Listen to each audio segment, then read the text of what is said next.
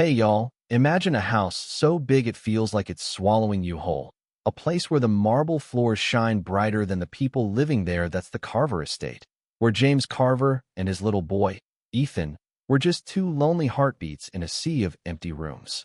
James thought he could fix everything with money, hiring me, Lena Harper, to keep the place spotless, but I ended up stirring a storm nobody saw coming. This is the story of how a kid's courage and a maid's stubborn heart broke through a father's walls, and trust me, it's a wild ride. So, picture this. I show up at this mansion in upstate New York, expecting to dust chandeliers and polish silver. James, this big-shot real estate guy, lays it out plain, wants the house perfect, no chatter, no fuss, just clean and quiet.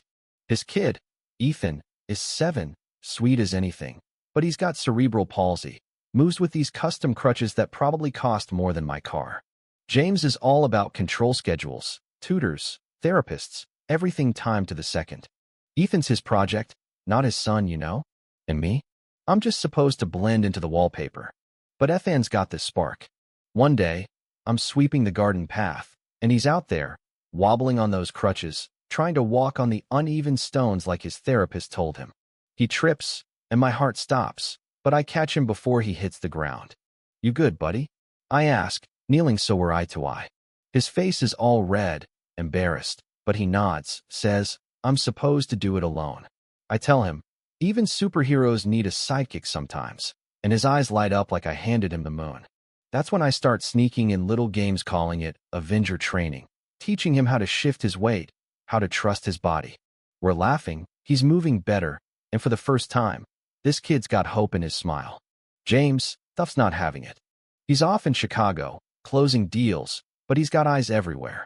His assistant, Marcus, this slick corporate shark, calls me one day, voice like ice. "Lena, stick to cleaning.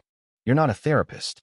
I bite my tongue, but Ethan's drawings, theory piling up under his bed, little sketches of him, me, and James, holding hands, a family he's dreaming of.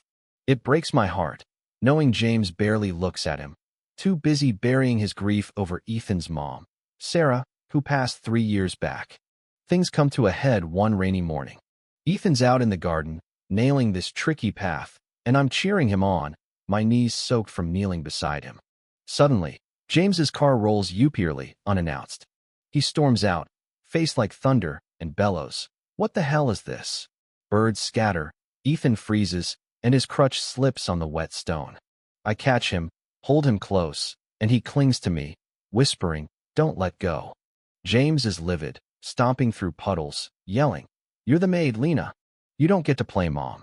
I stand my ground, heart pounding, and say, "Someone's got to see this kid, James, 'cause you sure don't." Ethan, trembling but fierce, shouts, "She helps me, Dad. She cares." It's like a bomb goes off. James's perfect world cracks wide open. We end up in his office, him behind this massive desk, me standing tall, refusing to back down. He's throwing around words like boundaries and qualifications, but I fire back.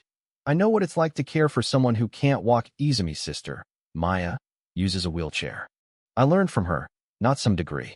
He's shaking, not just angry but scared, like he's losing control of the only thing keeping him together. Ethan sneaks in, tears streaming, and says, "Dad, you're always gone." Lena makes me feel like I'm enough.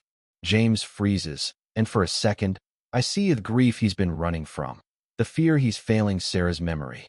But Marcouche, the real snake. He leaks a grainy video of me holding Ethan in the driveway, spinning it like I'm some predator. News vans swarm the gates, headlines screaming about a troubled millionaire's household. James is furious, but not at Meet Marcus.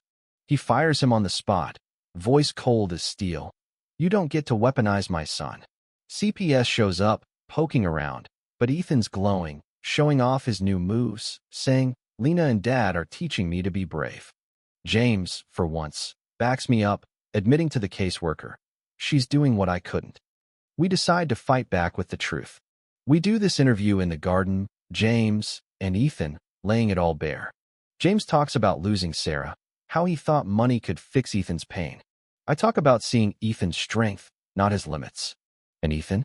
He steals the show, walking across the wet stones, crutches barely touching the ground, saying, We're a team now. The cameras catch it all, and suddenly, the world's cheering for us, not against us. James doesn't stop there.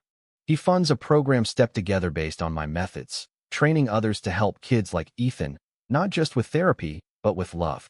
Marcus tries one last jab, shopping a smear book, but James buries him with lawsuits, proving he stole private files. The mansion's different now, full of kids from the program, laughter echoing where silence used to live. James is learning to be a dad, not a CEO, sitting on the floor with Ethan, messing up exercises and laughing about it. One night, Ethan hands me a drawing is 3, under a rainbow, no crutches. "This is us," he says, "my real family." James, watching from the doorway, chokes up, says, "Sarah would have loved you, Lena." I nod, knowing I'm not replacing her, just adding to what she left behind. But here's the thing, families like this, they don't just happen. They're built through fights, tears, and choosing each other when it's hard. So what's your take? Have you ever had to break down a wall to let someone in? Drop a comment. Tell me your story. Let's talk about what makes a family messy and all.